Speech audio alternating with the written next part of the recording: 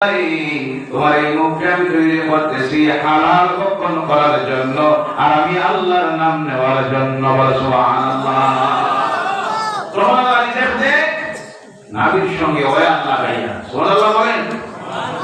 আপনি ঘরকে আমাকে রিজেক্ট দিল কে? আর জোরে বলেন কে? এবার মাতৃগর্ভ থেকে জমিনে আসলাম, আসার আগে আমার আপনার ব্যবস্থা যিনি করে রেখেছেন তার নাম হলো আল্লাহ। বাচ্চা এখনো তার মায়ের গর্ভ থেকে জমিনে আসে নাই, আসার বাকি রয়ে গেছে 2 মাস 3 মাস। এর আগে থেকে আমার আল্লাহ রাব্বুল আলামিন প্রত্যেকটা মায়ের স্তনে ওই বাচ্চার জন্য দুধ জমা করে রেখে দিয়েছে। সুবহানাল্লাহ। আওয়াজ করে এবার বলুন রিজেকের মালিক কে? আল্লাহ। কেমন রিজেক তৈরি করলো আল্লাহ? আল্লাহ দেখেন 9 মাস 10 মাস এমন এক জায়গার মধ্যে ছিল, আলো নাই বাতাস নাই, দুর্বল। এটা জমিনে যাওয়ার পর এই প্রথম দিন যদি তার মুখের মধ্যে ভাত দেওয়া হয় খাইতে পারবো, রুটি দেওয়া হইলে খাইব। আওয়াজ করে বলবেন কলা দিলে খাবে। ইলেকট্রনিক বিভিন্ন খাবার আছে, কোনোটাই তার দ্বারা খাওয়া সম্ভব নয়। আর যদি সঙ্গে সঙ্গে ধীরে ধীরে দুধ তার মুখে দেওয়া হয় তাও হজম হবে না। এর জন্য আল্লাহ রাব্বুল আলামিন বাচ্চা মাতৃগর্ভ থেকে আসার পর ওই মায়ের স্তনের মধ্যে আল্লাহ যে দুধ তৈরি করে যেটাকে বলা হয় সাত দুধ, এর মধ্যে আল্লাহ একদিকে দেয় অ্যান্টিবায়োটিক, আরেক দিকে দেওয়া হয় প্রোটিন, আরেক দিকে দেওয়া হয় ভিটামিন। এইভাবে ওই সময়ে প্রথম বাচ্চাটার মায়ের স্তন থেকে যে দুধ পান করে এর মধ্যে আল্লাহ বিভিন্ন মেডিসিন বানাইয়া রাখি দেয়। আর এটা দুর্বল দেহ, শরীরে জ্বর উঠতে পারে, বাতাস দুনিয়া লাগতেছে, বিভিন্ন জীবাণু আছে, আক্রান্ত হইতে পারে। এর জন্য বাঁচানোর জন্য প্রয়োজন অ্যান্টিবায়োটিকের। তাই আল্লাহ সে দুনিয়ায় আমার আগে তার মায়ের স্তনের মধ্যে অ্যান্টিবায়োটিক ঢুকাইয়া দিয়েছে। সুবহানাল্লাহ, সুবহানাল্লাহ। এর নাম হলো আল্লাহ। সুবহানাল্লাহ, সুবহানাল্লাহ। চিনলাম না তারে, বুঝলাম না, শুকরিয়া আদায় করলাম না। এরপর আল্লাহ দেখেন এমন একটা বয়স হয়েছে 2-3 বছর, শক্ত খাবার একটু খাওয়ার প্রয়োজন, শুধু মায়ের দুধ দিয়ে তার পেট ভরবে না, তখন এই শক্ত খাবার খাওয়ার যেমন প্রয়োজন আমার আল্লাহ দেখলেন এখন তার দাঁতের প্রয়োজন। না হলে যদি জন্মিত মুখে দাঁত থাকতো, বলা ঠিক না? সেই দিন আল্লাহ দাঁত দেয় নাই। যখন যেটার প্রয়োজন আল্লাহ সঙ্গে সঙ্গে ব্যবস্থা করে দিতেছেন। আল্লাহ দেখতেছেন এমন একটু নরম খাবার খাবে, তার দাঁতের প্রয়োজন, তাই আল্লাহ প্রথম দিল সামনের দাঁতগুলি, পিছনের না। আরো একটু বয়স বাড়ানো, আল্লাহ দেখলো এমন আরো একটু শক্ত খাবার খাওয়ার প্রয়োজন, শরীরের প্রয়োজন, তাই তখন আল্লাহ মজবুত দাঁতগুলি দেওয়া শুরু করলো, যার নাম গাই দাঁত। আমার আল্লাহ রাব্বুল আলামিন রিজেক দেয়, রিজেকের মালিক আল্লাহ ছাড়া কেউ হতে পারে না। এর কারণে দেখবেন পৃথিবীতে এক সময় ছিল জনসংখ্যা ছিল 40 কোটি 100 কোটি, এরপরে হইল 200 কোটি 250 কোটি, এখন 300 কোটির কিনারায় পৌঁছে গেছে। কিন্তু কোনদিন আপনারা খবর পাইছেন এমন একটা দেশে, এমন একটা জায়গায় মানুষ 1 বছর না খাইয়া রয়েছে, না খাইয়া হাজার হাজার লক্ষ মানুষ মারা গেছে, এমন কোন উদাহরণ আছে? এটা দিতেছে কে? হযরত সুলাইমান আলাইহিস সালাম আল্লাহর কাছে আরজ করলেন, আল্লাহ আমাদের তুমি আশ্রয় দিলে। একজন নবী ছিলেন যিনি একসময় সারা পৃথিবীকে শাসন করেছেন। বল সুবহানাল্লাহ। মনে আসলো আল্লাহ অসাধারণ হইয়া তুমি যদি আমার অনুমতি দিতে, আল্লাহ আমার তো কথা সবে মানে, সবে আমার কথা বুঝে, আমি তার কথা বুঝি, জিন্নাতের কথা বুঝি, ফাকির কথা বুঝি, সকলের কথা আমি বুঝি। আল্লাহ যদি তুমি অনুমতি দিতে আমি সকলকে একটা দিন দাওয়াত খাওয়াইতাম। কে খাওয়াইতাম? কে খাওয়াইতাম? দাওয়াত খাওয়াইতাম। আল্লাহ বলেন সুলাইমান এটা তোমার কাজ নয়, এটা তোমার কাজ নয়, এটা আমার দায়িত্ব। বল সুবহানাল্লাহ। বারবার যখন আল্লাহ করেন আল্লাহ একটা পাঠাবার পারমিশন দিলে আমি দেখতাম। আল্লাহ নবী যখন বারবার বলতেছেন, আল্লাহ তখন তার অনুরক্ষা করে দিল। কারণ নবীরা বারবার যখন বলেন, আল্লাহ সেটা বিনাই করে না, বাস্তবে দেখাইয়া দেয়। যেমন হযরত মুসা আলাইহিস সালাম বারবার আল্লাহর কাছে চাইতেন, রব্বি আরিনি, আল্লাহ আমি তোমাকে দেখতে চাই। আল্লাহ রিপ্লাই দিতে বললেন, তাআনি, সম্ভব নয়, কখনো সম্ভব নয়। কিন্তু বারবার যখন বলতেন, আল্লাহ বললেন মুসারে, আগামী কাল দুপুর বেলায় তুর পাহাড়ে তুমি চলে এসিও। আওয়াজ করে আমি আল্লাহ আমার নূরের তাজাল্লি যখন ছাড়ব, তুমি মুসা যদি টিকে থাকতে পারো, আমি আল্লাহ দেখবে। এবার চলে গেলেন তুর পাহাড়ে। আল্লাহ রাব্বুল আলামিন 70টা পর্দার আড়াল থেকে একটা পর্দা গাঢ়তা হলো 70,000 বছরের রাস্তা। সুবহানাল্লাহ। এক পর্দা থেকে আরেক পর্দা দূরত্ব হলো 70,000 বছরের রাস্তা। সুবহানাল্লাহ। এবং 70 পর্দা আড়াল থেকে আল্লাহ তার নূরের তাজাল্লি যখন ছাড়লো, ফাহাররা মুসা সাইবা, সঙ্গে সঙ্গে মুসা বেহুশ হয়ে জমিনে পড়ে গেলেন।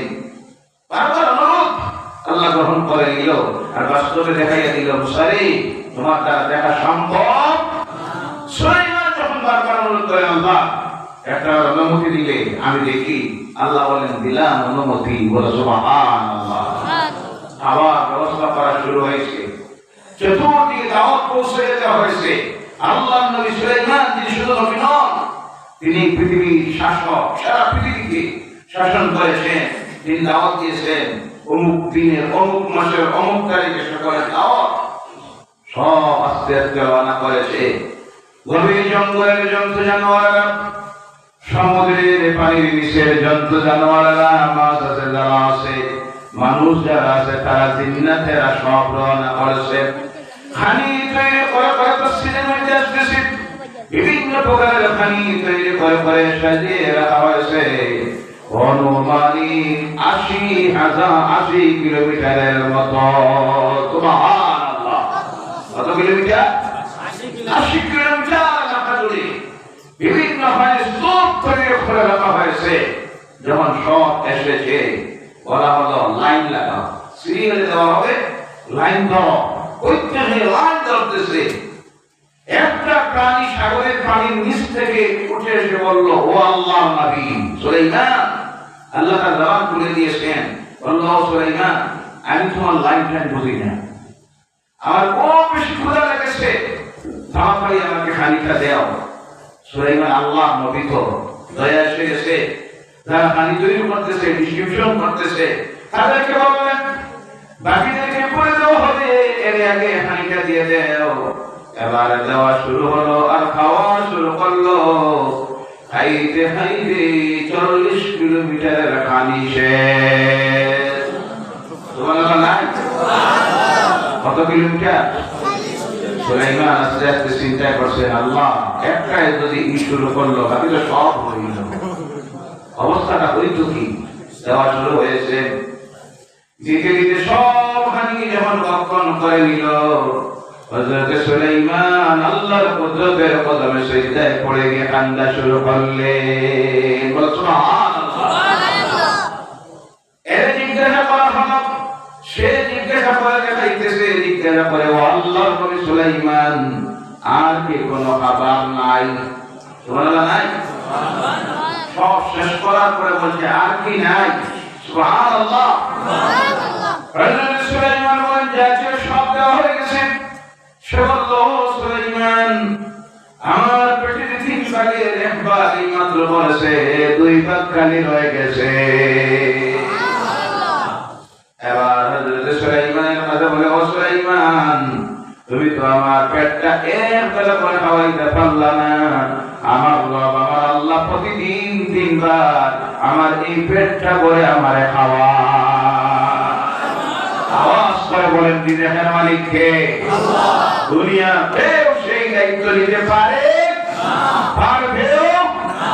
হযরত সুলাইমান সিজদায় পড়ে কাঁদেন আর বলেন, আল্লাহ আমি ভুল বুঝেছিলাম, এটা আমার দায়িত্ব নয়, রিজিক দেওয়ার মালিক তুমি আল্লাহ। সুবহানাল্লাহ।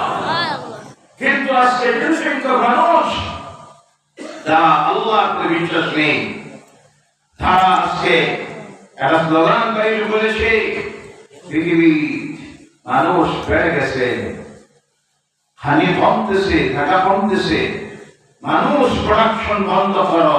এই ধরনের লাভবানরা আছে না নাই? বিশেষ করে তারা এই স্লোগানগুলির দিকে টার্গেট করে আমাদেরকে। তারা বলে আমরা নাকি সবচেয়ে বেশি বাচ্চা কাচ্চা জন্ম দেই। বলুন সুবহানাল্লাহ। আর হালালে বরকত, হারামে বরকত, হালালে কথা বলেন, হালালে বরকত, হারামে বরকত নাই। এরা হলো হালাল, এরা খায় হালাল, তাই আল্লাহ এদের আওলাদে বরকত দিয়েছে। বলুন সুবহানাল্লাহ। আর বলুন সুবহানাল্লাহ। আজকে এই স্লোগান আজকে নয়, এই স্লোগানটা প্রথম দিয়েছিল নমরুদ, এর আগে দিয়েছিল ফেরাউন। সর্বপ্রথম জন্ম নিয়ন্ত্রণ ব্যবস্থাকে চালু করেছিল ফেরাউন, তারপর করেছিল নমরুদ। আল্লাহ নবীদের আওয়াজকে বন্ধ করার জন্য, কিন্তু আল্লাহ নির্দিষ্ট করে দিয়েছে যাকে পৃথিবীতে পাঠাইবে দুনিয়ার কোন শক্তিকে আটকানো সম্ভব। ফেরাউন চেষ্টা করেছিল মূসার জন্মকে আটকানোর জন্য, আল্লাহ পাক সেই মূসাকে জন্ম দিল আর নিয়ে লালিত পালিত করলো। আর পরে ফেরাউনের হয়ে সুবহানাল্লাহ বলে। নমরুদ চেষ্টা করেছিল ইব্রাহিম আলাইহিস সালামকে দুনিয়া আসতে দিবে না। আমার আল্লাহ দুনিয়া আসাইলো, পাহাড়ের গুহার ভিতরে রাখলো, পানি দিল কে? হযরত ইব্রাহিম জন্ম নেওয়ার মাত্র পাহাড়ের গুহার ভিতরে নিয়ে রেখে দিলেন, আর গুহার সামনে একটা পাথর দিয়ে বন্ধ করে দিলেন, আল্লাহ হাওয়ালা করে দিলেন। ওই ইব্রাহিম যখন খোদার মধ্যে পড়তেন, সঙ্গে সঙ্গে আমার আল্লাহ জিবরাইলকে পাঠাই দিল, জিবরাইল চলে যাও। জিবরাইল আল্লাহ নবী ইব্রাহিমের ওই আঙ্গুলটা মুখের ভিতরে ঢুকাইয়া দিতেন, আল্লাহ তার কুদরতে ওই আঙ্গুল দিয়ে জান্নাতের পানি আর মধু নির্গিত করে দিত। হযরত ইব্রাহিমের খোদা যখন লাগতো, ওই আঙ্গুলটা মুখের ভিতরে ঢুকাইয়া তিনি চুষতেন, আর সঙ্গে সঙ্গে খোদা ধরে বোতলে যাইত। সেই দিন থেকে আজ পর্যন্ত দেখবেন কোন বাচ্চারা যখন খোদা লাগে কান্দে, মা কিনারায় নাই, তখন বাচ্চারা অনেক সময় ওই খোদা নিবারণের জন্য ওই আঙ্গুলটা মুখের ভিতরে ঢুকাইয়া চুষে নিয়ে না। আল্লাহ তার কুদরত থেকে তখন ওই আঙ্গুলটার মধ্যে বাচ্চার নিজের ব্যবস্থা করে দেয়। এর জন্য অনেক আছে যারা আজকে এই স্লোগান দেয়, আর দেওয়ার পর আমরা মধ্যে অনেক আছে লা ইলাহা ইল্লাল্লাহ ইল্লাল্লাহ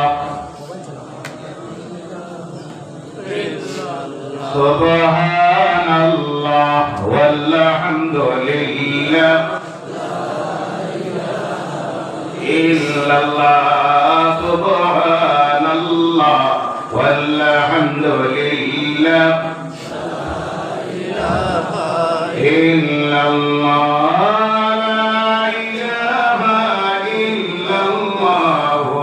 মুহাম্মাদুর রাসূলুল্লাহ সাল্লাল্লাহু আলাইহি ওয়াসাল্লাম।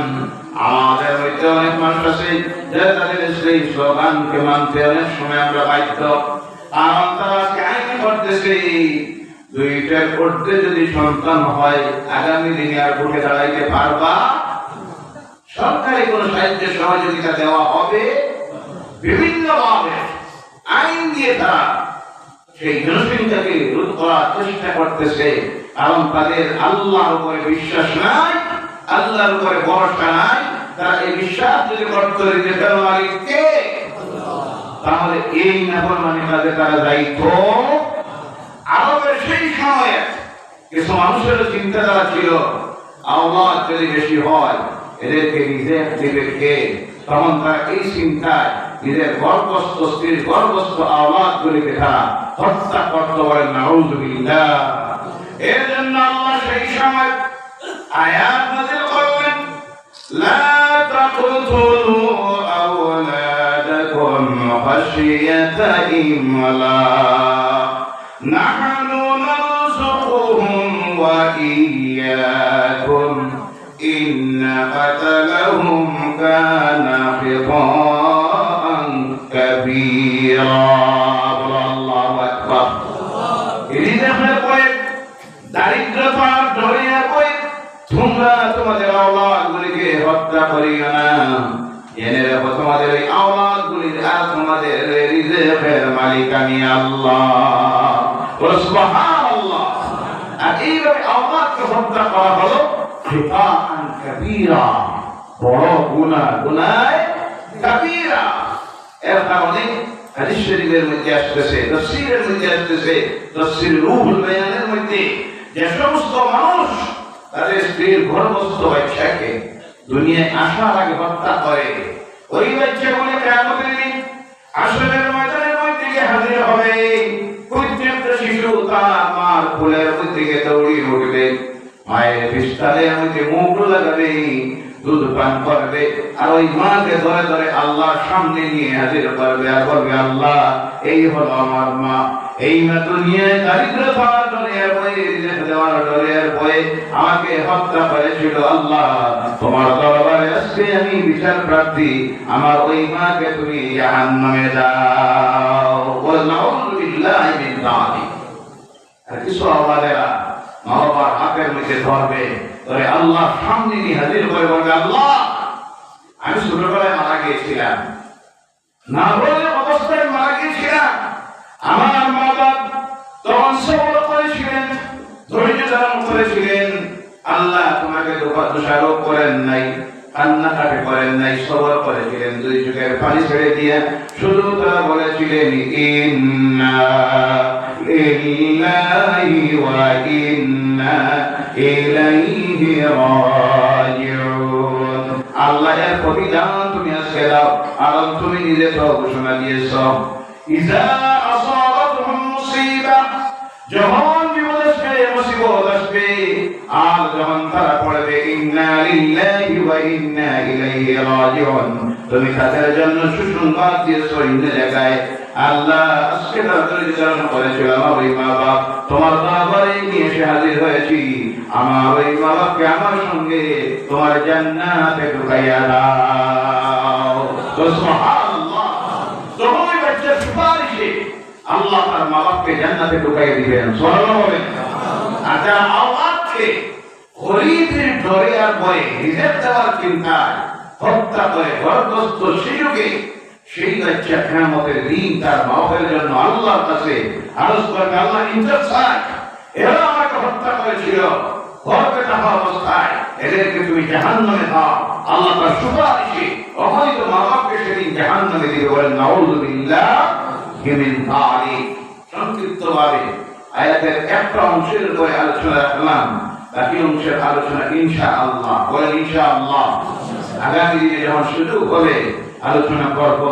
একটা আবার আওয়াজ করে বলেন, আমাদের রিজিকের মালিক কে? আল্লাহ। এই পৃথিবীতে যা কিছু বিচরণকারী আছে সকলের রিজিকের মালিক কে? আল্লাহ। রিজিকের দায়িত্ব কার? আল্লাহ। আমরা রিজিক চাইব কার কাছে? আল্লাহ। যে আল্লাহ বলেন ইন্নাল্লাহা ইয়ারযুকু মান ইয়াশাউ বিগাইরি হিসাব। বল আল্লাহু আকবার। যে রিজিক দিতে গিয়ে তার কোনো হিসাবই নাই, বিনা হিসাবে তিনি রিজিক দেন, তার নাম আল্লাহ।